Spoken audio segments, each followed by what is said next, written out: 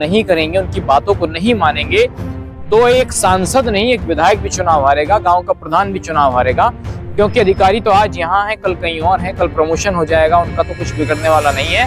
बिगड़ता है तो नेताओं का। और ये बात अब इतने समय बाद नेताओं को अनुचित समझ आने लगी है कि घड़ा भर चुका है, पानी बाहर आने लगा है। इसलिए मैंने कहा कि 2027 का चुनाव है, यदि विधायकों ने उत्तर प्रदेश की सियासत में उटक पटक मचनी शुरू हो गई है। बात अगर मुजफ्फरनगर जनपद की जाए, पूर्व केंद्रीय मंत्री संजीव बालियान की जाए, तत्काल प्रभाव से सुरक्षा हटा ली गई है। साथ साथ लोनी विधायक नंद किशोर गुर्जर का कहना है कि जय 5000 गैया माता रोज कट जा रही है उत्तर प्रदेश में। बात करेंगे, चर्चा करेंगे आखिर उठक पटक की वजह क्या है। जेडी न्यूज के साथ जुड़ चुके हैं बीडी न्यूज नेटवर्क के प्रधान संपादक सचिन चौधरी। सचिन चौधरी जी, आपका बहुत बहुत स्वागत है जेडी न्यूज में। सर, शुरुआत यही से करते हैं कि जिस तरह की उठक पटक हो रही है, बात अगर या पास के जनपद या मुजफ्फरनगर की जाए, बड़ा कैडर के नेता हैं संजय बालियान जी, जिस तरह से उनके तत्काल प्रभाव से जो सुरक्षा हटा ली गई है।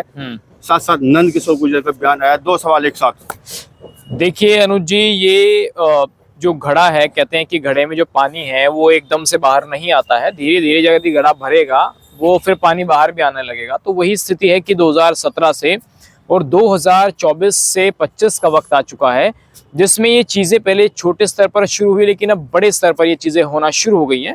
हमें वो तस्वीरें आज भी याद हैं जब एक विधायक एसएसपी कार्यालय पहुंचता है और अंदर से वो ये आवाज़ लगाकर किस ज़मीन पर लेट जाता है अनुज जी, बीजेपी का विधायक, कि एसएसपी मुझे मारना चाहते हैं। वो एसएसपी आकाश तोमर थे जो सहारनपुर में भी रहे हैं, उस वक्त तो पुलिस अधीक्षक थे उस जिले के।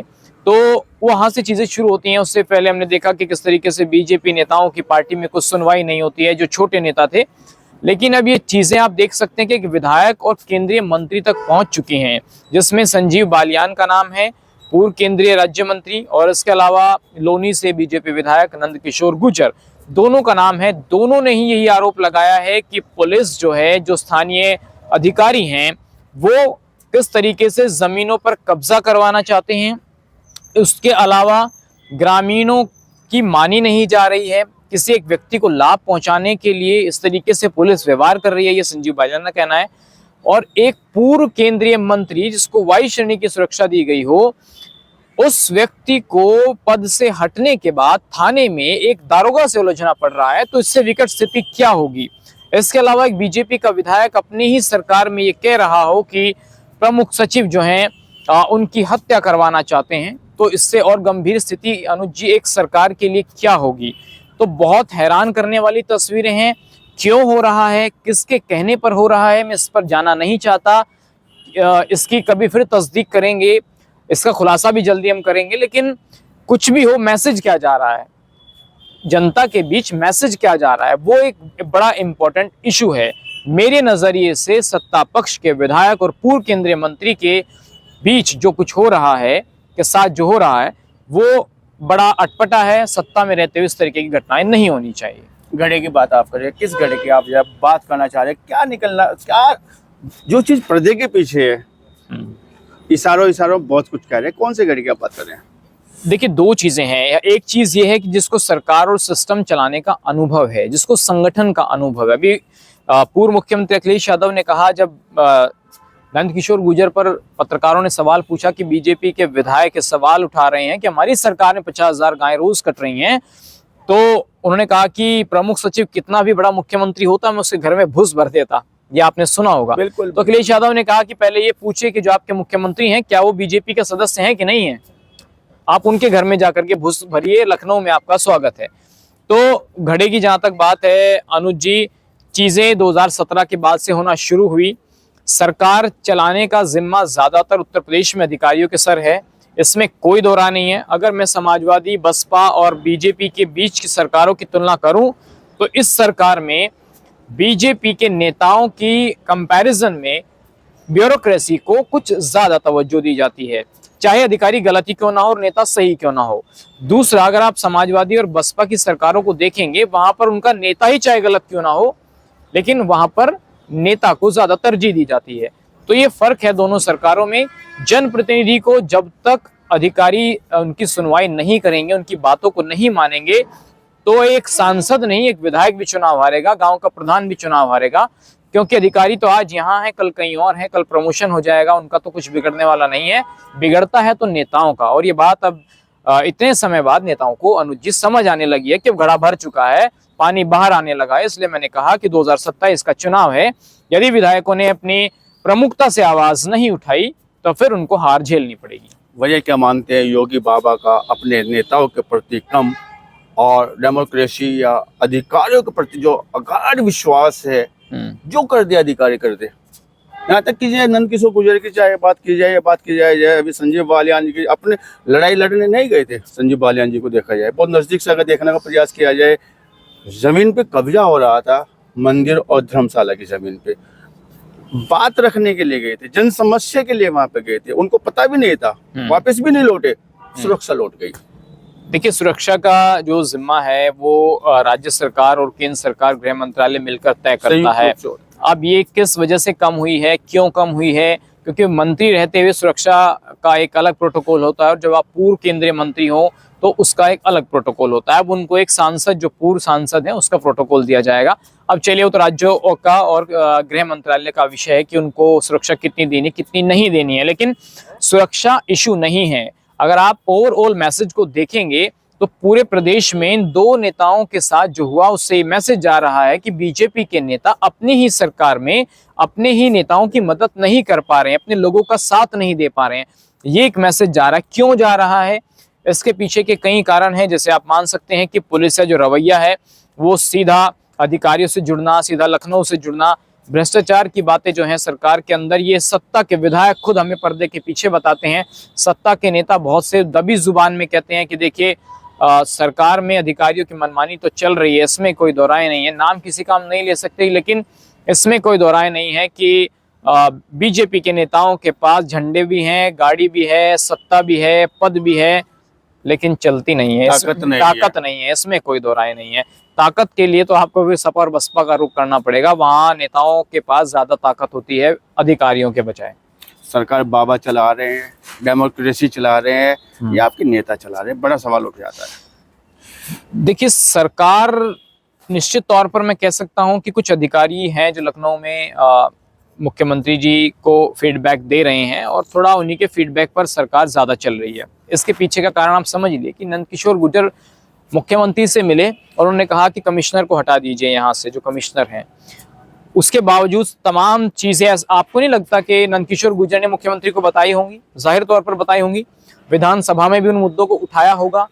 संजीव बालियान ने भी प्रदेश में कई बार मुख्यमंत्री को अवगत कराया होगा। केंद्र से जुड़े रहे हैं तो केंद्र में भी अवगत कराया होगा। लेकिन चीजें सेटल क्यों नहीं हो रही हैं? जब उन दो बड़े नेताओं का जनता के बीच फेलियर साबित होने लगा तो जाहिर सी बात है उनको लगने लगा कि इससे नीचे हम क्या जाएंगे, चुनाव हारेंगे, घर बैठेंगे, इससे नीचे और क्या जाएंगे। तो राजनीति जब खत्म होने लगे और राजनीति का स्तर नीचे गिरने लगे और ये लगने लगे कि अब राजनीति अंतिम पायदान पर आकर खड़ी हो गई है, तो कुछ एक्सपेरिमेंट करने की जरूरत है। तो वही एक्सपेरिमेंट मुजफ्फरनगर और गाजियाबाद में हो रहा है। अनुज जी, संदेश क्या देना चाह रहे हैं बाबा की सरकार इस तरह से, जिस तरह के ये सामने चीजें आई हैं? दरअसल आप भी कह रहे हैं कि बाबा जी को कई बार बताने का प्रयास किया गया। अभी बात आपने की है कि सुरक्षा हटाए जाना विषय नहीं है। हालांकि पूर्व केंद्रीय मंत्री हो गए, पूर्व सांसद हो गए, लेकिन जिस प्रकार से सुरक्षा हटी है वो एक प्रश्नवाचक छोड़ती है, एक संदेश छोड़ती है। क्या जाट राजनीति में है संजीव बालियान का कद कम करने का प्रयास किया जा रहा है उत्तर प्रदेश में? देखिए, संजीव बालियान बीजेपी में जाट नेताओं में बड़े नेता हैं, इसमें कोई दो राय नहीं है। उनसे बड़ा नेता बीजेपी के अंदर तो मुझे अभी तक नजर नहीं आता है। बड़े संघर्षशील, जमीन से जुड़े नेता, जनता के लिए काम करने वाले नेता ऐसे कम होते हैं। एक शब्द और जोड़ दिया जाए, आदर्श नेता भी अगर कहा जाए तो जो मुझे नहीं लगता कोई गलत बात। निश्चित तौर पर देखिए, जाटों के अंदर बीजेपी में मैं कहूंगा बड़े एक अच्छे कद के नेता जो जमीन से जुड़कर काम करते हैं, जिन्होंने मंत्री रहते हुए भी जब बाढ़ आई थी मुजफ्फरनगर में अनुज जी, तो ये नहीं देखा था कि आप एक मंत्री हैं तो जनता के साथ उसी तरीके से पानी में उतरने का काम किया। तो संजीव बालियान जैसे नेता जब ये कहने लगे और थाने में पहुंचकर एक दरोगा से भिड़ने लगे और दरोगा किस तरीके की भाषा बोल रहा है, थाने के अंदर उन्हें धरने पर बैठना पड़े, तो इससे दुखद बात और क्या हो सकती है? क्यों हो रहा है?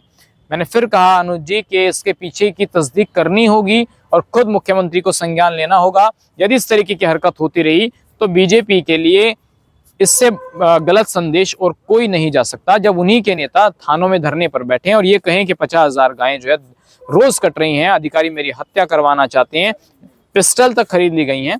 तो अब आप बताइए, जब सुरक्षा की बात विधायकों के लिए इस तरीके की हो रही है तो फिर आम जनता की सुरक्षा किसके भरोसे है? जनप्रतिनिधि जनता की आवाज नहीं बनेंगे तो क्या करेंगे फिर? बड़ा सवाल। निश्चित तौर पर अनुज जी देखिए, जनप्रतिनिधि कोई सरकार से तो चुनकर नहीं आता है। जिस तरीके से अधिकारी तो यूपीएससी, पीसीएस तमाम एग्जाम देकर अधिकारी बन जाएगा। आज यहाँ है, कल कहीं और जाएगा, कभी सपा की सरकार आ जाएगी, बसपा के अधिकारी तो अधिकार रहेगा। लेकिन मंत्रियों को, विधायकों को, सांसदों को लगता है कि यदि आपने जनता के लिए काम नहीं किया तो फिर आपका बिस्तर बनना तय है। तो अब उन्हें लगने लगा है कि जनता में उनकी स्वीकार्यता कहीं ना कहीं कम हो रही है, उनके प्रति जो विश्वास था जनता का वो कम हो रहा है। तो उस विश्वास को कायम रखने के लिए उन्हें लगने लगा है कि अब जनता के लिए खड़ा होना पड़ेगा, क्योंकि 2 साल तो आप समझ लीजिए 27 के चुनाव में हैं। इसलिए नंदकिशोर गुर्जर को लगता है।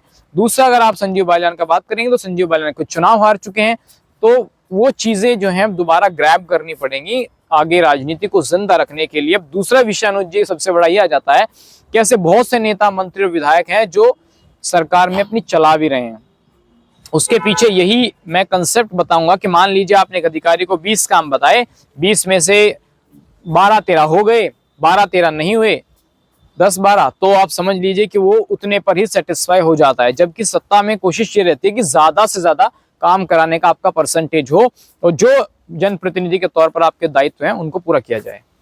गो, गंगा, गायत्री, हिंदुत्व के नाम पे सरकार आई थी। गाय सुरक्षित नहीं है। नंदकिशोर गुर्जर जी का कहना है कि जो हजारों की संख्या में गाय प्रतिदिन कट रही है, गौ माता का जो है मांस विदेशों में जा रहा है, ऐसा नंदकिशोर गुर्जर जी कह रहे हैं। सेकेंडली, नमामि गंगे योजना चली थी, बात की जाए भारत सरकार की, बात की जाए उत्तर प्रदेश की जाए, नमामि गंगे को देखा जाए तो स्थिति बड़ी अच्छी नहीं है। तमाम उन मुद्दों की अगर बात की जाए, हिंदुत्व की सरकार मानी जाती है भाजपा, लेकिन जो हिंदुत्व की जो चीजें हैं, गो, गंगा, गायत्री, वो कहाँ तक संरक्षित हुई है जब नंदकिशोर गुर्जर जी का बयान आ जाता है? तो हर सरकार को चलाने का एक डेवलपमेंट का इशू हो, चाहे फिर आप उसके कंसेप्ट पर जा लीजिए कि भाई इस सरकार के पीछे क्या थ्योरी काम कर रही है, क्या आइडियोलॉजी काम कर रही है। तो मैं निश्चित तौर पर मुझे कह सकता हूं कि बीजेपी की उत्तर प्रदेश की सरकार, मैं उत्तर प्रदेश का जिक्र करूंगा, हिंदुत्व के आइडियोलॉजी को आगे बढ़ा रही है और उसी आइडियोलॉजी पे वो काम कर रही है। आप महाकुंभ को देख लीजिए, आप गौ, गंगा, गायत्री को देख लीजिए, गंगा मैया को देख लीजिए, किस तरीके से उनकी आरती करना, सफाई करना, या और जिस तरीके से उन चीज़ों को आगे बढ़ावा दिया जा रहा है जो सनातन से जुड़ी हुई चीज़ें हैं। तो ये सरकार ज़्यादातर हिंदुत्व बेस्ड आइडियोलॉजी पर ज़्यादा कंसेप्ट है इसका सरकार का। हमें लगता है कि थोड़ा चीज़ों को, अपने नेताओं को भी देखना चाहिए कि हमारे नेता किस पद पर खड़े हैं, कहाँ खड़े हैं, जनता में इनकी स्वीकार्यता कितनी है। एक विधायक की इस तरीके से बोलना, उससे उनकी छवि नहीं खराब हो रही है, उससे छवि बीजेपी की खराब हो रही है और विपक्ष को मुद्दा मिल जाता है कि आप देखिए आपकी सरकार में जो है खुद आपके विधायक ही चला नहीं पाते हैं। तो मैं कह सकता हूं कि आइडियोलॉजी आपकी एक अलग बात है, लेकिन जनप्रतिनिधियों का सम्मान होना चाहिए। जबकि केशव मौर्य, अगर आपने देखा हो, डिप्टी जो सीएम हैं उत्तर प्रदेश में, वो बड़े प्रमुख तौर पर अधिकारियों को डांट फटकार भी लगाते हैं और ये कहते हैं कि कार्यकर्ताओं का सम्मान जो है वो सर्वोपरि होना चाहिए। अब कह तो मुख्यमंत्री भी कई बार चुके हैं, लेकिन वो चीजें अमल पर नहीं आती हैं। केशव जी कहते हैं, बाबा नहीं कहते हैं। केशव जी कहते हैं बाबा के मुख से कभी प्रमुख तौर पर इन चीजों को देखा और सुना नहीं गया है। हो सकता है अधिकारियों का ये फीडबैक हो कि ज्यादा अधिकारियों को, ज्यादा नेताओं को ढील देना भी सही नहीं है, तो थोड़ा टाइट रखिए। कुछ इस तरीके का फीडबैक जो है उत्तर प्रदेश से आ रहा है। कुल मिलाकर ओवरऑल अनुज जी मैं ये कह सकता हूं कि बीजेपी के मंत्री, विधायक और सांसद सत्ता में होते हुए भी सत्ता सुख को नहीं भोग रहे हैं, सिर्फ एक पद पर बैठे हैं, इसलिए चीजें की पूर्ति की जा रही है। बस वही है कि आप बैठे हैं पद पर, लेकिन इतनी प्रमुख तौर पर चीजें जो हैं कहने से होती नहीं है। 40 करोड़ की आबादी जब महास्नान के लिए जाती है, कुंभ के लिए जाती है, तो शंकराचार्य जी कहते हैं, अभिमुक्तेश्वरानंद जी, 40 करोड़ की जनता का जान से खिलवाड़ किया जा रहा है। गंगा की पवित्रता वो नहीं है जो स्वास्थ्य के लिए लाभकारी हो। गाय की भी आवाज उठाते रहे हैं। आप कह रहे हैं कि ये सरकार हमारी गो, गंगा, गायत्री पे काम कर रही है, आइडियोलॉजी पे काम कर रही है, हिंदुत्व की आइडियोलॉजी पे काम कर रही है। शंकराचार्य जी बार बार कह रहे हैं, चेता रहे हैं, दिन प्रतिदिन हत्याएं बढ़ती जा रही है गाय की, और 40 करोड़ जनता की जान के साथ खिलवाड़ किया जा रहा है जब महाकुंभ जो आयोजन प्रयागराज में किया जा रहा है। कैसे देखते हैं? देखिए, अब जैसे आपने कहा कि प्रयागराज में इस तरीके का आयोजन हो रहा है, अभी मुक्तेश्वरानंद जी महाराज जो हैं वो बड़ा खुलकर बोलते हैं और कई बार उसमें मोदी सरकार हो, योगी सरकार हो, उसको क्रिटिसाइज भी करते हैं। जहाँ तक महाकुंभ की बात है तो महाकुंभ का आयोजन तो समय समय पर होता रहा है, लेकिन इसका एक बड़े तौर पर एडवर्टाइज करना, मैं जैसा आपको पहले कहा कि सरकार की आइडियोलॉजी पवित्रता की आइडियोलॉजी हिंदुत्व की है, उसके आधार पर सत्ता भी चलती रहेगी और सनातन का जो आगे प्रचार प्रसार गंगा भले या डाउनफॉल पर जाती रहे पवित्रता के आधार पे। अब देखिए 40 करोड़ लोगों का दावा, भले करते रहे, नंद किशोर भले बोलता रहे, गाय पर भी चलिए मैं आ जाता हूं। नंद किशोर गुजरी जी के पीछे कोई लॉजिक तो होगा ना। गाय पर तो मैं आपको अपने जिले में बता देता हूँ, आप जाइए अभी कोई सी गौशाला में चले जाइए, आप गायों की हालत जाकर देख लीजिए वहां पर। आप भी बता दीजिए।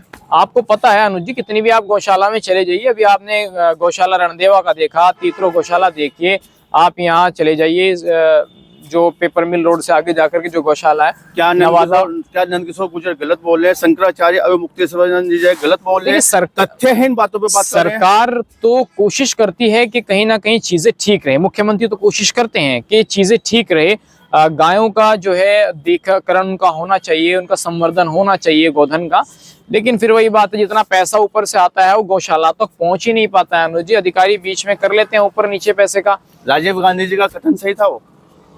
अब देखिए, सरकार को इन चीजों पर ध्यान देना चाहिए। मोदी जी तो कहते हैं जितना पैसा भेजते हैं उतना ही पहुंचता है, लेकिन गौशाला में आप अभी चलिए, किसी भी गौशाला में आप चले जाइए, क्या उनको पर्याप्त तरीके से भूसा मिल रहा है? क्या वो पर्याप्त तरीके से वहां पर उनका स्वास्थ्य ठीक है? कितनी गौशालाएं आप देख लीजिए। तो गौशाला सचिन जी, एक सवाल आ रहा है आपकी तरफ, जो है क्या नमामि गंगे की जो है वो पवित्रता जो है सिद्ध कर पाई भाजपा की ये सरकार? क्या गौ माता की रक्षा या संवर्धन कर पाई भाजपा की सरकार? बड़ा सवाल है। नंद किशोर गुर्जर जी चिल्ला रहे हैं, अभी मुक्तेश्वर, फिर उस बात को रिपीट कर रहा हूँ, अभी मुक्तेश्वर जी चिल्ला रहे हैं कि गाय को बचाया जाए, हम गाय की लड़ाई लड़ना चाहते हैं, गंगा की लड़ाई लड़ना चाहते हैं। क्या वास्तव में यह सरकार अपने लक्ष्य तक पहुंची इन चीजों को लेकर? देखिए, सरकार को पहुंचने में थोड़ा वक्त जरूर लगेगा, लेकिन मैं यहाँ पर बीजेपी सरकार, मुख्यमंत्री, प्रधानमंत्री की तारीफ भी करना चाहूंगा कि कम से कम उन सरकारों ने अपनी सनातन संस्कृति को आगे बढ़ाना, उनको आगे उनका प्रचार प्रसार करना वो जायज तो समझा। पिछली सरकारों में तो ऐसा भी नहीं होता था, वहां तो सिर्फ और सिर्फ एक कम्युनल तौर पर चीजों को देखा जाता था, एक वोट बैंक के तौर पर देखा जाता था। अब तक आपने देखा होगा कि देश में अल्पसंख्यकों की राजनीति हुई, लेकिन ये देश में पहली बार हो रहा है जब बहुसंख्यकों की राजनीति हो रही है। तो मैं उनको बधाई दूंगा कि वो इस तरीके से सनातन पे आगे बढ़ रहे हैं, लेकिन मुख्यमंत्री जी थोड़ा अधिकारियों पर भी ध्यान दें तो उचित रहेगा। और जो भ्रष्टाचार को अधिकारी जन्म दे रहे हैं, मैं सब अधिकारियों के बारे में नहीं कहूंगा, अधिकारी सब एक जैसे नहीं होते हैं, तो उन अधिकारियों पर भी लगाम लगाने की जरूरत है। और जो जनप्रतिनिधि मुद्दा उठा रहे हैं उस मुद्दे को गंभीरता से ध्यान देकर उस पर कार्रवाई कराने की जरूरत है। मैं सहारनपुर जिले के कुछ ऐसे विधायक और मंत्री आपको बता सकता हूं जो अपनी ही सरकार में दुखी हैं इस बात से कि ऊपर चीजें समझ में नहीं आती हैं और यहाँ से भी विधानसभा मुद्दे उठाए जाते हैं, तो परेशानी का सबब उनके लिए भी है। तो मुख्यमंत्री से कहूंगा आपके चैनल के माध्यम से बीजेपी नेताओं से कि प्रमुखता से जनप्रतिनिधियों का ध्यान दो। तो ये थे हमारे साथ में जो सचिन चौधरी जी, BAT न्यूज नेटवर्क के जो प्रधान संपादक है। इनका कहना है कि ये बाबा को ध्यान देना होगा, अधिकारियों के हाथों से सरकार ना चलाए, जनप्रतिनिधियों की बात सुनी जाए, बात की जाए, चाहे कि नमामि गंगे की बात की जाए, गौ माता के संरक्षण की, उसको भी ध्यान देना होगा। ये सही है कि सचिन चौधरी का कहना है, ये सही है कि हिंदुत्व आइडियोलॉजी को लेकर सरकार चल रही है। हालांकि अभी तक जो राजनीति होती रही है दलित और अल्पसंख्यकों को जो है लुभाने की, उनको अपने साथ जोड़ने की राजनीति होती रही है, लेकिन भाजपा की सरकार जो है हिंदुत्व की बात करती है। बात की जाए जो खामियां हैं उनको दुरुस्त करने की बात है, बात करने के लिए, चर्चा करने के लिए। सचिन चौधरी जी, आपका बहुत बहुत धन्यवाद, बहुत बहुत शुक्रिया।